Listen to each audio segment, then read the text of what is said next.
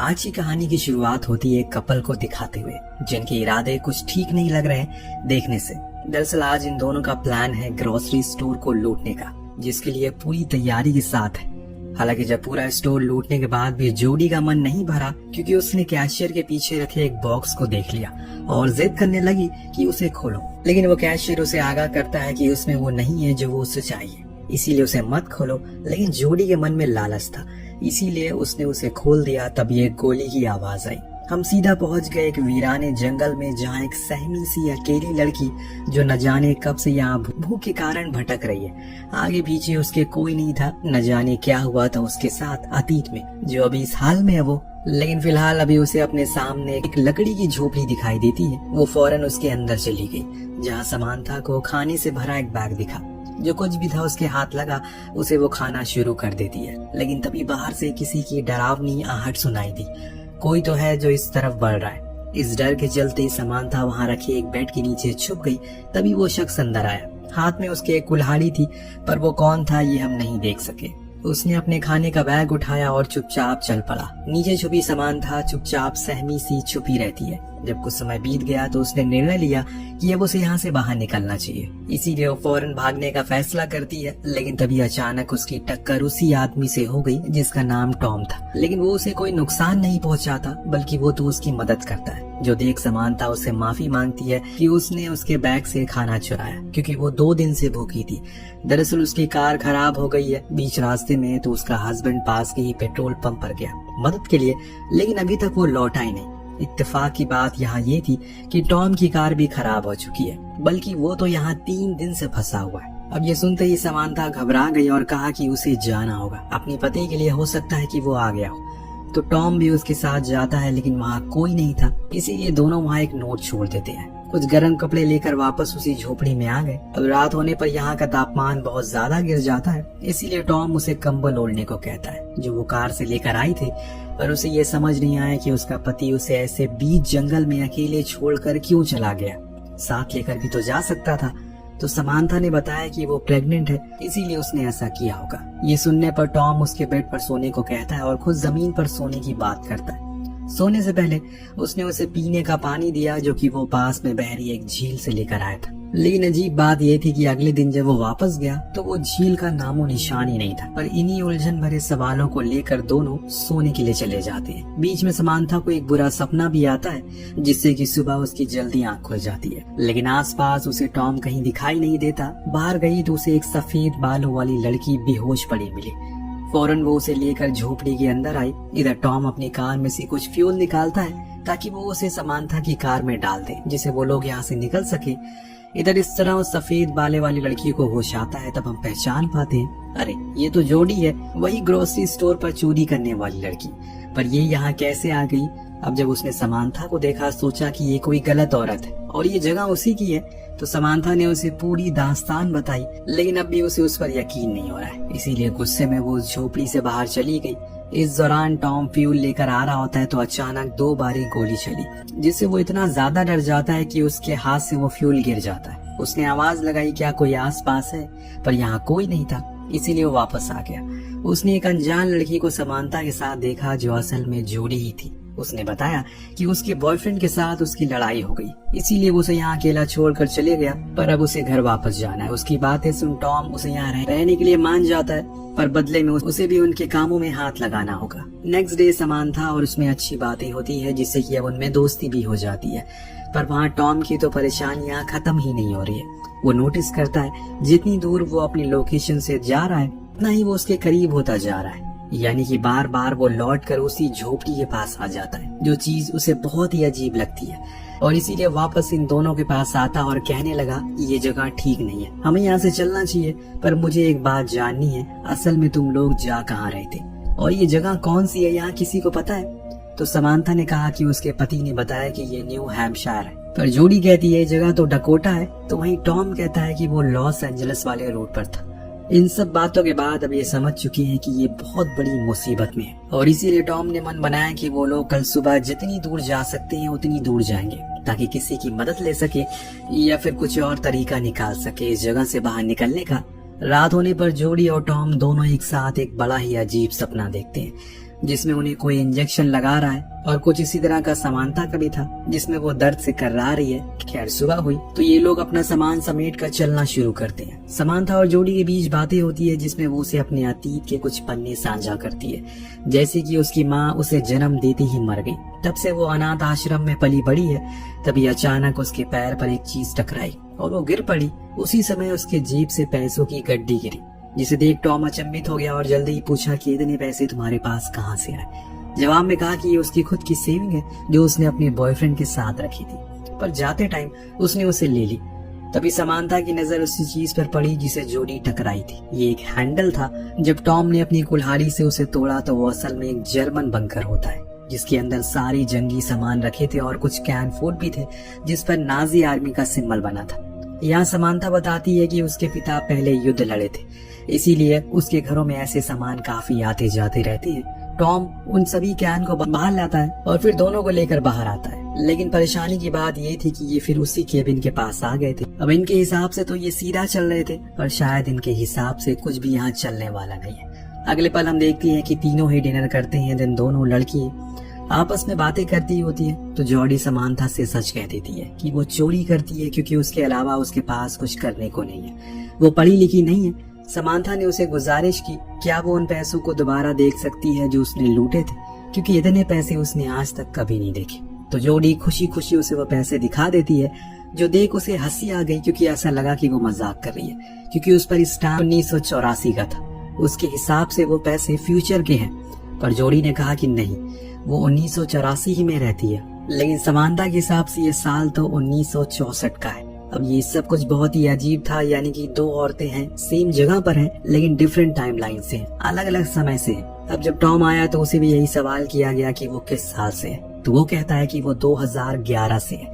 अब ये सुनने के बाद उन दोनों ने अपनी पूरी कहानी बताई। पहले तो टॉम को ये सब मजाक लगा, लेकिन उनके शब्दों के भारीपन को देखते हुए वो समझ गया कि जरूर कुछ तो गड़बड़ है। इतने में अचानक बाहर से गोली चलने की आवाज आई। कौन बार बार गोली चला रहा है? जब देखा गया तो पता चला कि वो कोई अनजान शख्स है जिसके हाथ में बंदूक है। इन्हें मदद की जरूरत थी, इसीलिए वो बाहर आया।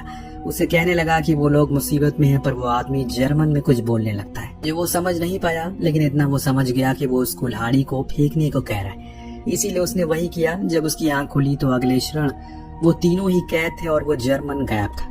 अब उन्हें कहीं न कहीं ये समझ आने लगा है कि हो सकता है कि उन्हें समय यात्रा की हो। वो तीनों ही कैद थे और वो जर्मन गायब था। तो सुन सबसे पुराने सन की समानता ने पूछा क्या 2011 तक समय यात्रा मुमकिन हो चुकी है? तो टॉम कहता है कि नहीं, ऐसा कुछ नहीं बना था। थोड़ी देर बाद वो जर्मन लौट कर आया तो टॉम की रस्सियों को खोल दिया, फिर बाहर ले जाकर उसे खूब मारा पीटा। दिन अंत में उसे एक पेड़ से बांध दिया। फिर वो अंदर आया और उन लड़कियों से पूछने लगा कि वो कौन है और कहाँ से आई है। तभी उसकी नजर जॉडी के लॉकेट पर पड़ी, जिसके बारे में वो उसे पूछने लगा। सिर्फ समानता ही थी जिसे जर्मन आती है, इसीलिए वो उसे समझाती है कि वो लॉकेट उसकी माँ का है और वैसे ही सेम उसके पास भी है। तब वो जर्मन नागरिक गुस्से में अपने गले में पहना वही सेम लॉकेट दिखाता है जिसमें एक औरत की तस्वीर थी जो हूबहू समानता की माँ की तरह लग रही है। चीजें अब धीरे धीरे करके और परेशान करने लगती है, लेकिन आप बने रहिए क्योंकि इसका अंत आपको हिला कर रख देगा। अब वो दोनों लड़कियों को लेकर बाहर आता है तो समानता टॉम से पूछती है क्या उसके पास भी ऐसा कोई लॉकेट है, लेकिन वो इनकार करता है। इस बीच वो अनजान आदमी ये भूल चुका था कि टॉम ने खुद की रस्सी खोल ली है। अगले पल अब उस हाल में है जिस हाल में उसने इन तीनों को रखा था, पर वहीं खड़ी ये तीनों अपनी ही कश्मकश में डूबे हुए हैं, क्योंकि कहीं न कहीं उन्हें ये गुत्थी सुलझती हुई नजर आ रही है। समानता का कहना था कि उस आदमी के पास जो लॉकेट है उसमें जो तस्वीर है वो उसकी माँ की है। और टॉम ये मानने को राजी नहीं था, पर जब जोडी ने कहा कि वो तस्वीर वाली औरत उसकी नानी है तो उसके तो होश उड़ गए। यहाँ उस अनजान आदमी का नाम भी पता चलता है जो हमें समानता बताती है। उसका नाम था जो असल में उसके पिता थे। पर सिर्फ यही नहीं, जब समानता ने जोडी से उसकी जन्म की तारीख पूछी तो उसने बताया कि 3 जून 1964 ये वही तारीख थी जिस दिन जोडी की माँ की मृत्यु हुई थी, अपनी बेटी को जन्म देते हुए। और वो बेटी कोई और नहीं बल्कि खुद जोडी ही थी। क्यों, आपको शौक लगा ना? अब पूरे केबिन में शौक का मातम पसरा हुआ है। बात ही कुछ इस तरह सामने आई है, सभी के होश उड़ चुके हैं। समानता को जब पता चला कि उसका पति असल में युद्ध में मारा गया तो वो रोते हुए केबिन से बाहर चलेगी। लेकिन सिर्फ यही नहीं, यहाँ एक और राज से पर्दा उठता है। बाहर बैठा टॉम जोडी को बताता है कि वो असल में उसकी माँ एक चोर थी।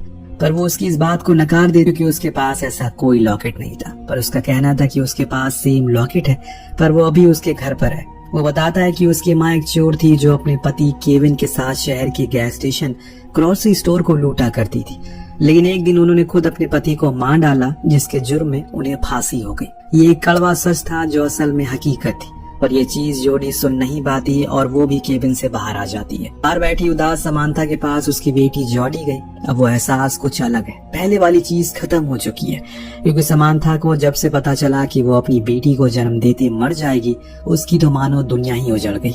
लेकिन वो खुश है क्योंकि उसकी बेटी जिंदा है और उसके नाना नानी उसका ख्याल रखेंगे बाद में। लेकिन जोडी ने बताया कि नाना नानी उस पर बहुत अत्याचार करते हैं और हमेशा भूखा रखते हैं, इसीलिए उसने बचपन में ही उसे घर छोड़ दिया। ये सुनने के बाद वो रोने लगी और फौरन केबिन में आकर हैंसमैन यानी कि अपने पिता को सारी बात समझाई और फिर उसे फ्री करने की कोशिश में लग गई। पर टॉम उसे ऐसा करने से मना करता है क्योंकि वो खतरनाक हो सकता है, पर समांथा को यकीन है कि उसके पिता उसे कुछ नहीं करेंगे। लेकिन जैसे ही वो फ्री हुआ, अपनी बंदूक और कपड़े लेकर भाग गया वहाँ से। इस बीच समांथा को फिर से अपना वही डरावना सपना याद आता है जब वो अपने बच्चे को जन्म देते हुए मर गई थी, क्योंकि उस समय एडम यानी कि उसका पति जंग में था और घर पर एम्बुलेंस लेट पहुंची। तो वहीं टॉम ने भी बताया कि उसने भी ऐसा कुछ सपना देखा था जिसमें वो उस फादर को शूट कर देता है जो उसका शोषण करता था और फिर उसके बाद खुद को भी शूट कर लेता है। वहीं आखिर में बारी आई जोडी की, तो उसे भी वही फांसी वाला दिन याद आता है, यानी कि तीनों को ये अभी पता है कि वो मरने वाले हैं और कैसे कैसे मरने वाले हैं ये भी जानते हैं, पर अभी मरे नहीं है। तो यानी कि ये तीनों अपना अतीत बदल सकते हैं, जिस चीज के लिए टॉम इन्हें फौरन उसी जर्मन बंकर में लेकर जाता है, क्योंकि उसका मानना था कि ये सब हैंसमैन की मौत के बाद से ही शुरू हुआ था। तो हमें सबसे पहले उसे रोकना होगा। समांथा ने बताया कि उसके पिता की मौत 14 मई को हुई पोलैंड में एक एयर स्ट्राइक में, और आज 14 मई थी और जिस जगह ये खड़े हैं वो पोलैंड ही है, यानी कि उनके पास मौका है। टॉम ने दिमाग लगाया और बताया कि अगर हैंसमैन की मौत नहीं होगी तो उसकी बीवी यानी कि समांथा की दूसरी शादी नहीं करेगी, जिसका मतलब ये होगा कि वो घर पर होगा और तब वो समांथा को लेबर पेन के दौरान हॉस्पिटल ले जा सकेगी। इसीलिए वो फौरन हैंसमैन को ढूंढने निकल जाता है जो केबिन में रेडियो से कनेक्शन बना रहा था, पर वो खराब था। तो समांथा ने उसे एयर स्ट्राइक के बारे में बताया, पर वो उसकी एक नहीं सुनता और भागने लगता है। तब टॉम उसे रोकने की भरपूर कोशिश करता है, लेकिन इसी में एक भयानक गलती हो जाती है। हैंसमैन ने गोली चला दी जो जाकर लगती है सीधा जोडी को। वो तो भाग जाता है, लेकिन ये दोनों घायल जोडी को लेकर केबिन में आते हैं। टॉम अब बहुत ही ज्यादा परेशान था क्योंकि अगर जोडी मर गई तो वो कभी पैदा ही नहीं हो पाएगा। मुझे उसे किसी तरह करके रोकना होगा, इतना बोलकर वो हैंसमैन को पकड़ने के लिए चला जाता है। इधर समांथा अपनी बेटी को जिंदा रखने की पूरी कोशिश करती है, इसीलिए ईश्वर ने कभी किसी इंसान को ये ताकत नहीं दी कि वो खुद के अतीत को कल को देख सके, वरना वो कुदरत की बनाई चीजों से छेड़छाड़ करना शुरू कर देगा, जिसका अंजाम बहुत ही भयानक हो सकता है। टॉम ने हैंसमैन को ढूंढ तो लिया, लेकिन वो हर बारी उसके चंगुल से भाग जाता है। लेकिन उसे एक बात देखी, वो कहीं भी भागे बार बार उसी केबिन के पास आ रहा था, इसीलिए वो भी अब उसी केबिन के पास चला गया जहाँ अब दोनों आमने सामने थे। हैंसमैन उस पर कई गोलियां चलाता है, लेकिन एक भी गोली उसे नहीं लगती, क्योंकि अब टॉम का वजूद ही खत्म होता जा रहा है। जॉडी की आखिरी सांसों की तरह जैसे जैसे उसकी आत्मा उसके शरीर को छोड़ रही है, टॉम खुद का अस्तित्व खोता जा रहा है। और फिर एक पल वो भी आता है जब वो पूरी तरह से गायब हो जाता है, क्योंकि जॉडी मर चुकी है। पर समांथा को अब ये देख अपने पिता पर बहुत गुस्सा आता है और उन्होंने खुद के साथ साथ अपने आने वाली पीढ़ी की भी जिंदगी को मुश्किल बना दिया। इतना सब कुछ होने के बाद अब जाकर हैंसमैन को उसकी बातों पर यकीन आता है, लेकिन अब क्या, अब तो बहुत देर हो चुकी है। आसमान में रशियन प्लेन नजर आने लगे हैं, इसीलिए दोनों ही भाग, लेकिन बॉम्ब गिरना शुरू हो चुके हैं, जिसे समांथा भी घायल हो चुकी है। लेकिन उसके पिता उसे उठाकर बंकर में आ जाते हैं। अब धीरे धीरे करके समांथा का वजूद भी खत्म होता जा रहा है, क्योंकि हैंसमैन ने खुद को बचा जो लिया, वो उस समय नहीं मरा जिस समय वो पहले मरा था। यानी कि अब सब कुछ सही हो जाएगा, लेकिन एक चीज अभी भी नहीं बदलेगी। वो क्या था आपको कुछ देर में पता लग जाएगा। सीन शिफ्ट होकर पहुंचता है फिर से उसी समय में जिसमें कहानी की शुरुआत हुई थी, लेकिन इस समय चीजें काफी बदली है। जोडी उसी ग्रोसरी स्टोर पर जाती है, लेकिन एक अलग अवतार में, एक अमीर और पढ़ी लिखी लड़की बनकर। लेकिन जब वो वहां से बाहर निकली तो उसे केविन दिखा, जो अपनी दूसरी गर्लफ्रेंड के साथ वही काम को अंजाम देने वाला है, पर एक नई गर्लफ्रेंड के साथ, जिसका मतलब ये है टॉम कभी पैदा ही नहीं होगा, क्योंकि जोडी केविन कभी मिले ही नहीं। और ऐसा इसलिए हुआ क्योंकि समांथा अभी जिंदा है, जिसे हम अगले सीन में देखते हैं। जिसके हाथ में अपने पिता की अस्थियां हैं, जिन्हें मान सम्मान के साथ उसने श्रद्धांजलि दे दी 1964 में। अंत में आप फिर से उसी स्टोर में देखते हैं जहां केविन की नई गर्लफ्रेंड अमेली ने सब कुछ लूट लिया, लेकिन अंत में उसकी भी लालच खत्म नहीं हुई और उसकी नजर कैशियर के पीछे रखे उस बॉक्स पर पड़ी, जिसे खोलने को उसने कहा, लेकिन कैशियर ने उसे आगाह किया अगर वो अंदर गई तो अब कुछ भी नहीं सुधर पाएगा। पर वो नहीं मानी और बूम एक गोली चली, जिसके साथ ही कहानी का यही पर अंत होता है। दोस्तों, ये एक बहुत ही कमाल की कहानी है जो हमारे और आपके दिमाग को पूरी तरह से घुमा कर रख देती है। वेल, कहानी कैसी लगी हमें कमेंट करके जरूर बताएगा। मिलते हैं अगले वीडियो में। Thank you so much watching. Peace out.